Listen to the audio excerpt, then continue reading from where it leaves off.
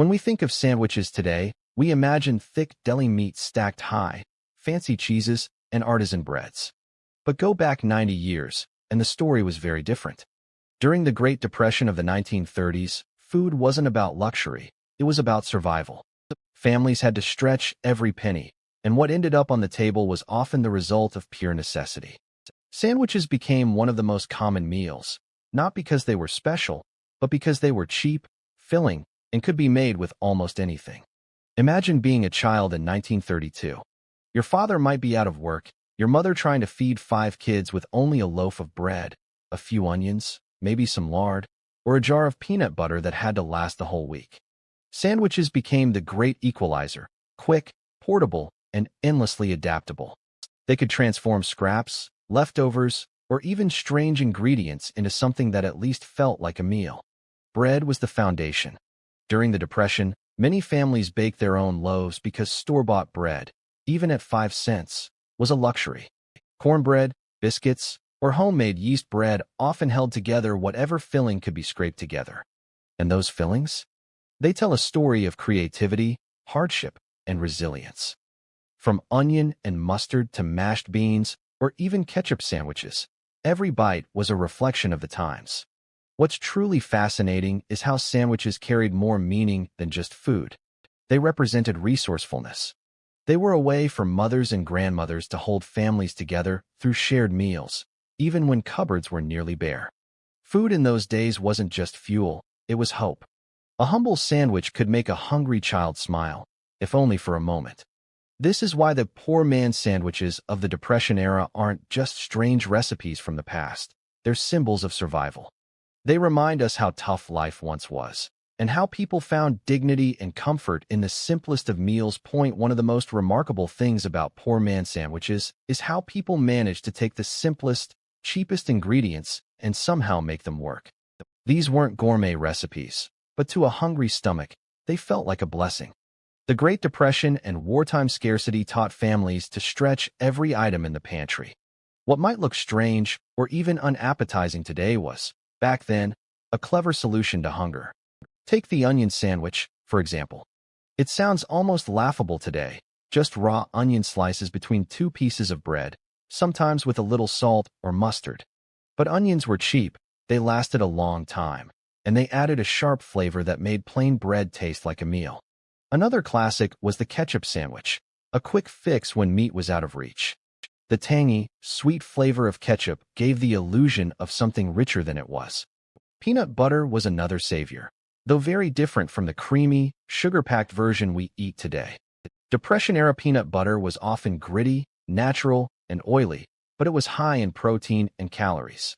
Spread on bread with a drizzle of honey, molasses, or even sliced bananas when available, it became a filling meal for kids. Then there were sandwiches made from beans or mashed potatoes, foods that were cheap, filling, and could be stretched to feed a crowd. A smear of refried beans or leftover mashed potatoes between bread might not sound glamorous, but it kept people from going to bed hungry. Lard sandwiches were also common, just fat spread on bread with a sprinkle of salt or sugar. It was pure calories, but calories were survival. And let's not forget the sugar sandwich. A thin spread of butter or margarine, if that was all they had, topped with a spoonful of sugar made for a sweet treat when desserts weren't an option. Children looked forward to it because it felt like a rare indulgence in a world where luxuries were scarce. What stands out is how these humble sandwiches prove that food doesn't always have to be complex to matter. With little more than pantry basics, families created meals that were both comforting and practical. They turned desperation into creativity, teaching us a timeless lesson. Sometimes, simplicity carries the biggest flavor, not just on our tongues, but in our memories. When money was scarce and grocery store shelves weren't always reliable, one of the biggest lifelines for families was the garden. Back then, farm to table wasn't some trendy restaurant phrase, it was survival. If you had a backyard, a small patch of land, or even just a few pots on a porch, you grew whatever you could. And those gardens often determined what ended up between 2 slices of bread. Vegetables like tomatoes, cucumbers, and lettuce were sandwich staples because they were easy to grow and quick to harvest. A fresh tomato sandwich with just a pinch of salt and a smear of butter or mayo was not only cheap, but bursting with flavor. Kids grew up eating cucumber sandwiches, crisp and refreshing on hot summer days. Even wilted greens or leftover cooked veggies found their way into bread, transformed into something filling enough to carry you through the afternoon. Potatoes were another hero crop. Families planted rows of them, and the harvest stretched for months. Leftover mashed potatoes or fried slices became sandwich fillings that tasted hearty and satisfying. They were cheap, they stored well, and they could be cooked in endless ways to avoid mealtime boredom. Eggs were a game changer, too. If a family had even a couple of chickens, they had access to an ongoing food source. Fried egg sandwiches, or just a boiled egg sliced onto bread, were protein-packed meals that felt almost luxurious compared to onion or ketchup sandwiches. And since hens laid eggs regularly, they provided a sustainable, reliable food option even during the toughest times. For those who lived in rural areas, homegrown beans and canned vegetables were priceless. People canned whatever they could during harvest season, stocking pantries with jars of beans, pickles, and preserves. These items often turned into sandwich fillers when fresh produce wasn't available in winter. A simple sandwich of canned green beans mashed with a little salt might not sound glamorous, but it was nutrition on a plate, and it kept families fed. Even fruit made an appearance.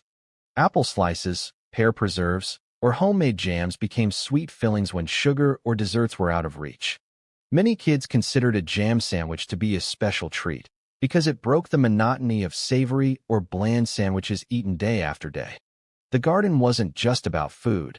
It gave families a sense of control during chaotic times. Knowing you could feed your children with what you grew eased some of the worry when money ran thin. In many ways, gardens weren't just food sources, they were symbols of resilience and resourcefulness. So, while today we might pay extra for organic farm-to-table meals, our grandparents simply called it survival. Their gardens provided flavor, nutrition, and hope, all packed into simple sandwiches that carried them through the hardest years. When we think of sandwiches today, we picture fresh bread, deli meats, cheese, and maybe some crisp lettuce. But during times of poverty, war, or the Great Depression, many of those luxuries were out of reach. Families had to get incredibly creative, using whatever scraps they had on hand to make something that at least resembled a sandwich. These hardship creations tell a story of both struggle and survival. One of the most famous examples was the lard sandwich. Yes, you heard that right. Families would spread lard, basically pork fat, onto bread and sprinkle a bit of salt or sugar on top. It was cheap, filling, and provided calories, even if it wasn't the healthiest or tastiest option. For some, this was the only thing standing between them and going hungry.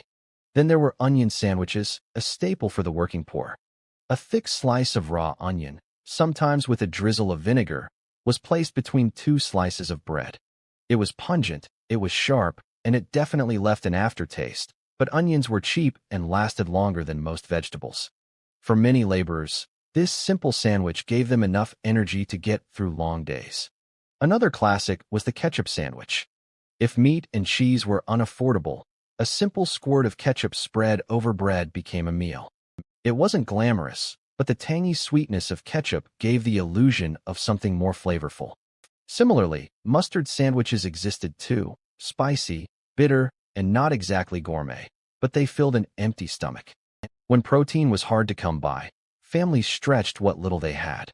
For instance, peanut butter sandwiches became popular during shortages because a single jar lasted weeks and provided much-needed protein.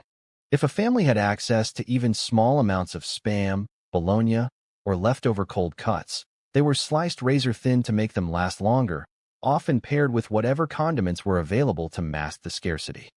Cheese was another rarity, so people made do with substitutes. Some families created mock cheese spreads using flour, milk, and margarine flavored with a little salt and paprika. Spread on bread, it wasn't real cheese, but it tricked the taste buds enough to bring comfort. During World War II and the Depression, sugar sandwiches or syrup sandwiches were also common. Kids often ate bread sprinkled with sugar or drizzled with molasses when real desserts weren't possible. It was cheap, quick, and provided a burst of energy. Even mashed beans or potatoes got their turn. Families often used leftover mashed potatoes or refried beans as spreads, sometimes with a pinch of salt and pepper to give them flavor. These fillings weren't just economical. They were hearty, keeping hunger at bay for hours. What's striking about these hardship sandwiches isn't just their unusual ingredients, but the sheer creativity behind them. Every sandwich represented a family's attempt to stretch pennies and make the most of what little they had.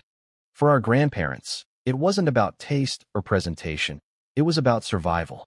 And in their own way, these humble sandwiches carried dignity, reminding us that resilience often starts with the simplest of meals. It's fascinating to realize that many of the poor man's sandwiches, born out of necessity, didn't just disappear once times got better. Instead, they left behind a legacy, a reminder of resilience, resourcefulness, and family traditions that still echo today. What began as survival food has, in some cases, become nostalgic comfort food, trendy street eats, or even gourmet creations. Take the peanut butter sandwich, for example. Once seen as an affordable protein substitute for struggling families, it's now a staple in almost every household. PBJ, peanut butter and jelly, is practically a rite of passage for kids, and gourmet versions with artisan bread and organic nut butters are served in cafes. What was once cheap food is now celebrated for its flavor, convenience, and even nutritional value. The fried bologna sandwich tells a similar story.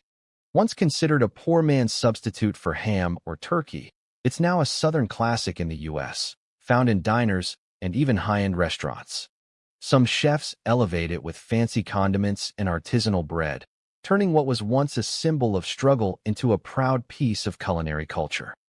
Even sandwiches that sound unusual today, like onion sandwiches or syrup sandwiches, still hold a place in people's hearts. Many older generations remember them as a taste of childhood. For some, these sandwiches bring back memories of family kitchens, grandparents' stories, and the sense of togetherness during hard times. Food historians and nostalgia-driven food bloggers often share these recipes as a way of connecting with the past. Interestingly, many of these survival sandwiches have found their way into modern foodie culture.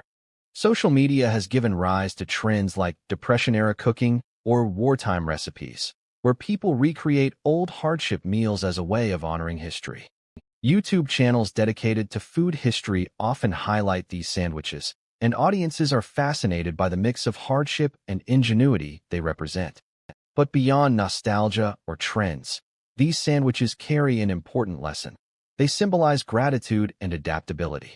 They remind us that good food doesn't always require wealth or fancy ingredients. Sometimes, it's about making the most of what you have and sharing it with loved ones. In today's world, where economic challenges still exist for many, these recipes resurface not just as curiosities, but as practical, budget-friendly meals. College students still eat ketchup sandwiches when money runs low. Families still stretch leftovers by turning them into sandwich fillings. The idea of food hacks that circulate online today often mirror the exact same spirit of resourcefulness that our grandparents used generations ago. And perhaps most importantly, these poor man's sandwiches remind us of the strength of community and survival. They show that even in the toughest times, people found ways to feed their families, share meals, and keep hope alive. Every bite of those sandwiches carried more than just food. It carried history, perseverance, and love. So next time you bite into a simple sandwich, remember, what might seem ordinary today may have once been a lifeline. These survival sandwiches are more than just recipes. They are stories of endurance, ingenuity, and the will to carry on.